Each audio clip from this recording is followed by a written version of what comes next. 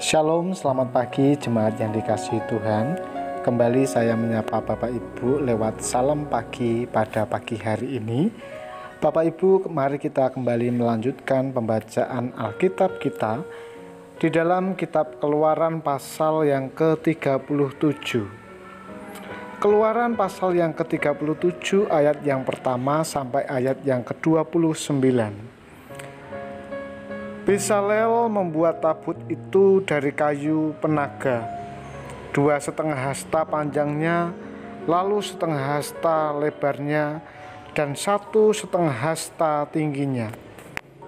Disalutnyalah itu dengan emas murni dari dalam dan dari luar, dan dibuatnyalah bingkai emas sekelilingnya. Dituangkannyalah 4 gelang emas untuk tabut itu pada keempat penjurunya, yaitu 2 gelang pada rusuknya yang satu dan 2 gelang pada rusuknya yang kedua. Dibuatnyalah kayu pengusung dari kayu penaga, dan disulutnyalah itu dengan emas, dan dimasukannyalah kayu pengusung itu ke dalam gelang yang pada rusuk tabut itu, supaya tabut dapat diangkut. Dibuatnyalah tutup pendamaian dari emas murni, 2,5 hasta panjangnya dan 1,5 hasta lebarnya. Dibuatnyalah 2 kerup dari emas tempaan dibuatnya itu pada kedua ujung tutup pendamaian itu, 1 kerup pada ujung sebelah sini dan 1 kerup pada ujung sebelah sana. Seiras dengan tutup pendamaian itu dibuatnya kerup pada kedua ujungnya. Kerup-kerup itu mengembangkan kedua sayapnya ke atas. Sayap-sayapnya menudungi tutup pendamaian itu, dan mukanya menghadap kepada masing-masing. Kepada tutup pendamaian itulah menghadap muka kerup-kerup itu. Dibuatnyalah meja itu dari kayu penaga, 2 hasta panjangnya, 1 hasta lebarnya, dan 1,5 hasta tingginya. Disalutnyalah itu dengan emas murni, dan dibuatnya bingkai emas sekelilingnya. Dibuatnyalah sekelilingnya jalur pinggir yang setapak tangan lebarnya, dan dibuatnya bingkai emas sekeliling jalur pinggirnya itu. Dituangnya lah untuk meja itu 4 gelang emas, dan dipasangnyalah gelang-gelang itu di keempat penjurunya, pada keempat kakinya. Dekat ke jalur pinggirnya lah gelang itu, yakni tempat memasukkan kayu pengusung supaya meja itu dapat diangkut. Dibuatnyalah kayu pengusung itu dari kayu penaga, dan disalutnya dengan emas, yaitu supaya meja itu dapat diangkut. Dan dibuatnyalah perkakas di atas meja itu, yakni pinggangnya, cawannya, piala, dan kendinya yang dipakai untuk persembahan curahan, semuanya dari emas murni. Dibuatnyalah kendil itu dari emas murni, dari emas tempaan dibuatnya kendil itu, baik kakinya, baik batangnya, kelopaknya dengan tombolnya dan kembangnya dibuat seiras dengan kandil itu. Ada 6 cabang timbul dari sisinya, 3 cabang kandil itu dari sisi yang satu, dan 3 cabang dari sisi yang lain.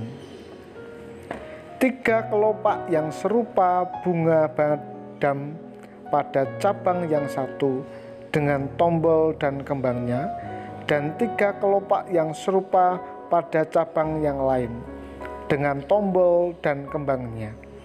Demikianlah juga dibuat ke-6 cabang yang timbul dari kandil itu. Pada kandil itu sendiri ada 4 kelopak berupa bunga badam dengan tombolnya dan kembangnya. Juga ada satu tombol di bawah sepasang cabang yang pertama yang timbul dari kandil itu, dan satu tombol di bawah yang kedua, dan satu tombol di bawah yang ketiga. Demikianlah juga dibuat ke-6 cabang yang timbul dari situ. Tombol dan cabang itu timbul dari kandil itu, dan semuanya itu dibuat dari sepotong emas tempaan yang murni. Dibuatnyalah pada kandil itu 7 lampu dengan sepitnya dan penadahnya dari emas murni. Dari 1 talenta emas murni dibuatnyalah kandil itu dengan segala perkakasnya. Dibuatnyalah mezbah pembakaran ukupan itu dari kayu penaga, sehasta panjangnya dan sehasta lebarnya, 4 persegi tetapi 2 hasta tingginya. Tanduk-tanduknya seiras dengan mezbah itu. Disalutnyalah itu dengan emas murni, bidang atasnya dan bidang-bidang sisinya sekelilingnya, serta tanduk-tanduknya. Dibuatnyalah bingkai emas sekelilingnya. Dibuatnyalah 2 gelang emas untuk mezbah itu di bawah bingkainya, pada kedua rusuknya, pada kedua bidang sisinya, sebagai tempat memasukkan kayu pengusung, supaya dengan itu mezbah dapat diangkut. Dan dibuatnyalah kayu pengusung itu dari kayu penaga, dan disalutnya dengan emas. Dan dibuatnyalah minyak urapan yang kudus itu, dan ukupan murni dari wangi-wangian, seperti buatan seorang tukang campur rempah-rempah. Bapak, Ibu, dan jemaat yang dikasihi oleh Tuhan, tabut perjanjian merupakan benda paling penting dalam bait Allah dan satu-satunya benda yang ada dalam ruang Maha Kudus. Di atas tabut perjanjian diletakkan tutup pendamaian yang juga terbuat dari emas murni, dengan kedua kerup dari emas pada kedua ujung tutup pendamaian. Apakah sebenarnya tabut perjanjian itu? Saudara yang terkasih, jemaat yang mengasihi Tuhan, tabut yang melambangkan tahta Allah tersebut akan menjadi tempat penyimpanan 2 loh batu yang berisikan 10 perintah Allah. Ini merupakan isyarat bahwa janji Allah untuk memelihara umatnya berdasarkan ikatan perjanjian Sinai tidak mungkin dibatalkan, karena Allah sendiri yang menjaminnya.